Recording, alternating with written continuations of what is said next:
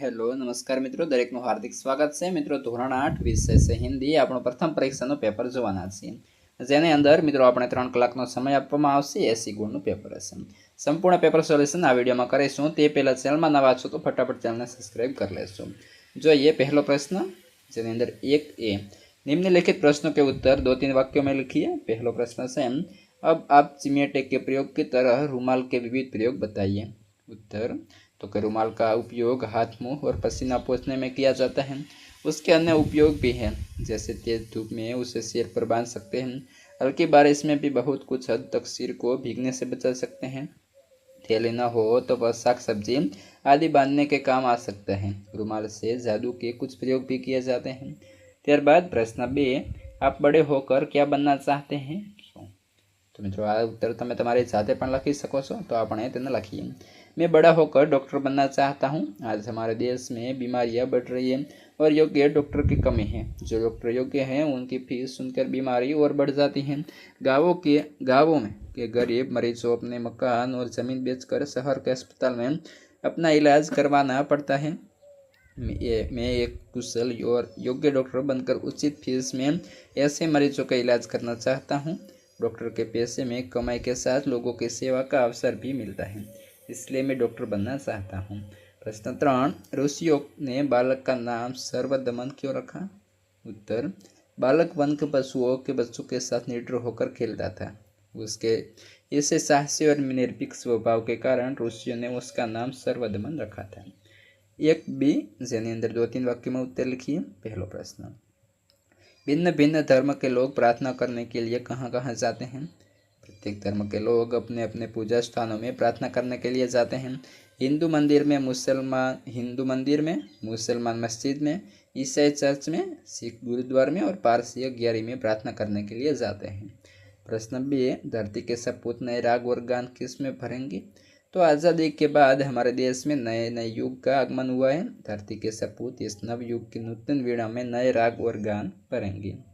प्रश्न 3, घायल पक्षी को किसने उठाया? उठाने पर हंस को कैसा लगा? घायल पक्षी को उठाया गया जब वह गिर गया था। उठाने पर हंस को ऐसा लगा जैसे उसे नया जन्म मिल गया। इससे उसकी पीड़ा और हानि कम हुई और वह सुरक्षित हो गया। यह घटना कहानी में करुणा और दया का प्रतीक है। ત્યારબાદ મિત્રો આપણને જે ફકરો આપ્યો છે તેને માતૃભાષામાં લખવાનો થશે, તો આપણે તેનો ડાયરેક્ટલી અનુવાદ જોઈએ। તો તેનો અનુવાદ થશે, જ્ઞાન મનુષ્યનો સાચો ધન છે। આ એવો ખજાનો છે જેનો કોઈ ચોરી શકતો નથી, ન તો આ ખર્ચવાથી ઘટે છે। જેટલું વધારે જ્ઞાન વહેંચવામાં આવે તેટલું જ વધે છે। જ્ઞાનથી વ્યક્તિને સાચી દિશા મળે છે અને જીવનમાં આવતી મુશ્કેલીઓનો ઉકેલ શોધવો સરળ બને છે। એ જ કારણ છે કે શિક્ષણ અને શીખવાનું આખું જીવન ચાલુ રહેવું જોઈએ।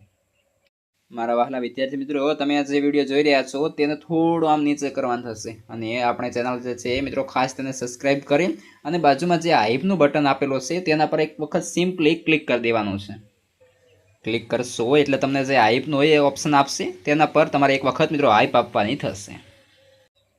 ત્યારબાદ તેના હાથમાં પણ મિત્રો આપણને જે એક ફકરો આપેલો છે તો તેનું પણ આપણે ભાષાંતર જોઈએ। તો ભાષાંતર થશે, આપણા માટે સંસારમાં સૌથી વધારે મૂલ્યવાન આપણું શરીર છે। શરીર દ્વારા જ આપણે બધા કામ કરી શકીએ છીએ, માટે શરીર સ્વસ્થ રહે તે ખૂબ જરૂરી છે। શરીરને સ્વસ્થ રાખવા માટે કસરત કરવી જરૂરી છે। કસરતથી શરીર મજબૂત અને સુડોળ બને છે। દરેક અંગમાં સ્ફૂર્તિ આવે છે, શરીરમાં આળસ રહેતી નથી। તેની અંદર આપણે કાવ્ય પંક્તિ પૂર્ણ કરીશું, જેમાં મેરી પ્યારી ગાય ઘર की राज दुलारी गाय। तो अपने संपूर्ण काव्य पंक्ति थशे, मेरी प्यारी प्यारी गाय घर की राज दुलारी गाय, जो भी देखे खुश हो जाए ऐसी न्यारी मेरी गाय। तेना हाथमां पण आपणे काव्य आपे छे, तेरे आगे झुका ते लईने तेरी है जमी सुधी लखीशुं। तो तेरे आगे झुका के सर खड़े हैं आज हम सारे, वो सबसे बड़ी ताकत वाले, तू चाहे तो हर आफत टाले तेरी है जमी। ત્યારબાદ મિત્રો આપણને પ્રશ્ન 4 ની અંદર સૂચના અનુસાર કહ્યું છે। पहला प्रश्न, तुम भी हामिद की तरह किसी न किसी मेले में गए होगे, वहाँ तुमने क्या खरीदा और क्यों? उत्तर था से, दिसंबर के आखिरी हफ्ते में हमारे यहाँ से कुछ दूर भवानी मंदिर के पास मेला लगाते हैं। इसी भवानी में मेला कहते हैं। पिछली बार मैं अपने मित्र के साथ इस मेले में गया था। मेले में तरह तरह की चीज़ों की दुकान थी। समझ में नहीं आ रहा था कि क्या लूँ क्या ना लूँ। मेरे पास ज़्यादा रुपये नहीं थे, इसलिए सोचा कि ज़रूरत की चीज़ें ही ले लूँ। मेरे पास लिखने के लिए अच्छा पेन नहीं था। दुकानदार के भरोसा दिलाने पर मैंने एक पेन खरीदा। ठंडी के दिनों में दादाजी के कानों में ठंडी हवा लगती थी। उनके लिए मैं बंद खरीदा। छोटी बहन के लिए गुड़िया खरीदी। मेरे मित्र ने भी अपनी ज़रूरत की चीज़ें खरीदी। शाम को हम घर लौटे। गुलूबंद पाकर दादाजी खुश हुए। गुड़िया पाकर छोटी बहन खुशी से उछल पड़े। मेरा पेन देखकर पिताजी खुश हुए। बोले कि चीज़ें खरीद कर तुम अपनी समझदारी बताएं। प्रश्न बी, यदि तुम्हें मेले में अपनी दादी के लिए कुछ खरीदना हो तो क्या खरीदोगे और क्यों? उत्तर, यदि मुझे मेले में अपनी दादी के लिए कुछ खरीदना है तो मैं चश्मा रखने के बॉक्स खरीदूंगा। दादी ने कुछ दिन पहले ही नया चश्मा बनवाया था। चश्मे के साथ बॉक्स मिला था, पर एक दिन बॉक्स दादी के हाथ से गिरकर टूट गया। अब दादी अपना चश्मा सुरक्षित रखने के लिए चिंतित रहती थी। पिताजी कई बार बॉक्स लाने के लिए वह चुकी थी, पर वे भूल जाते या व्यस्त के कारण नहीं ला पाते। इसलिए मेले में यदि अच्छा बॉक्स मिले तो मैं सबसे पहले वह खरीदूंगा। अपनी ज़रूरियात की चीज़ पाकर दादी बेहद खुशी होंगी और मुझे दिल खोलकर आशीर्वाद देंगी। ત્યારબાદ પ્રશ્ન 5, નિમ્નલિખિત રૂપરેખા के आधार पर कहानी शीर्षक एवं बोध लिखिए। तो આપણને જે કૌંસમાં શબ્દો આપેલા છે તેને આધારે મિત્રો એક સરસ મજાની કહાની વાર્તા લખીશું અને એક શીર્ષક આપવાનું થશે। ત્યારબાદ પર્યાયવાચી શબ્દ દયાળુ તો મહેરબાન, આફત તો મુશ્કેલી। વિરુદ્ધાર્થી શબ્દ गरीब तो अमीर, अंधकार तो प्रकाश, स्नेह तो ध्रुण, पुरानी तो नहीं। ત્યારબાદ निम्नलिखित मुहावरे का अर्थ देकर वाक्य में प्रयोग कीजिए। सर ऊंचा होना तो गर्व होना। वाक्य थશે पुत्र की सफलता के बारे में जानकर पिता का सिर ऊंचा हो गया। बे, जी तोड़ मेहनत करना, अर्थ थશે बहुत मेहनत करना। वाक्य से कक्षा में अव्वल आने के लिए उसने जी तोड़ मेहनत की थी। ત્યારબાદ મિત્રો આગળ છે इस परिच्छेद को ध्यानपूर्वक पढ़कर નીચે दिए गए प्रश्नों के उत्तर लिखिए। तो આપણને મિત્રો અહીં જે ફકરો આપેલો છે તેને સારી રીતે વાંચવાનો છે। અહીં પ્રશ્નો આપેલા છે તેના જવાબ લખવાના થશે। તો તમે મિત્રો તે જોઈ લેશો। ત્યારબાદ સૂચના અનુસાર लिखिए, જેમાં अर्थ देकर वाक्य में प्रयोग कीजिए। दुहिता तो पुत्री।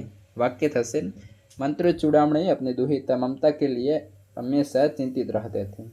बे, वेदना तो पीड़ा, दुख या तकलीफ। वाक्य से ममता ने अपने पिता की मृत्यु की वेदना बहुत गंभीरता से महसूस की। 3, उत्कोच तो तेनो अर्थ थશે कोई बात या वस्तु से होने वाला अपमान या ठेस। वाक्य थશે शेरशाह ने दूर पर अधिकार करने के लिए मंत्री को इतना उचित दिया कि वह स्तब्ध रह गया। ત્યારબાદ विशेषण के प्रकार बताइए। જેની અંદર हमने बाजार से 2 लीटर दूध खरीदा। 2 लीटर ये परिणामवाचक विशेषण से। 2, ओम चतुर लड़का है तो चतुर ये गुणवाचक विशेषण। 3, छात्रालय में 20 छात्र हैं तो ये संख्यावाचक विशेषण थશે। 4, परिश्रमी छात्र कभी असफल नहीं रहता। परिश्रमी गुणवाचक विशेषण से। सूरत ऐतिहासिक नगर है तो मित्रों ये ऐतिहासिक जैसे ये गुणवाचक विशेषण थશે। ત્યારબાદ लिंग बदल कर वाक्य फिर से लिखिए। डॉक्टर तो डॉक्टरनी। वाक्य थશે यह हमारे गांव की डॉक्टरनी है। 2, माली तो मालिन तो वाक्य थશે मालिन सुंदर मालाएं बनाती हैं। 3, विद्वान तो विदुषी। ये रीते આપણે ઉપર પ્રમાણે થશે મિત્રો વાક્યો બનાવવાના થશે। 4, बाबू तो बबुआई, बड़ा बुढ़िया, शेर शेरनी, पंडित पंडिताई। આગળ વધીશું।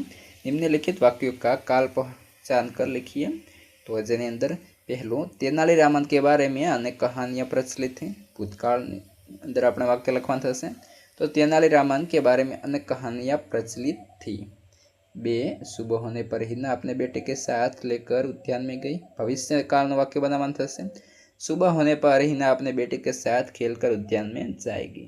प्रश्न 3, प्रिया का गृह कार्य जल्दी समाप्त हो गया। भविष्य काल बनावान थશે प्रिया का गृह कार्य जल्दी समाप्त हो जाएगा। 4, हर्ष आज उपवास करेगा। भूतकाल वाक्य बनावान थશે हर्ष ने आज उपवास किया। 5, मनोज अक्सर जागता रहता था। वर्तमान काल वाक्य बनावान थશે मनोज अक्सर जागता रहता था। ત્યારબાદ આગળ છે સૂચના અનુસાર લખવાનું થશે અન अनपढ़, अनहोनी, अनमोल। अध तो अधमरा, अधजला, अधखिला। त्यारबाद प्रति वत्ता कुल तो प्रतिकूल।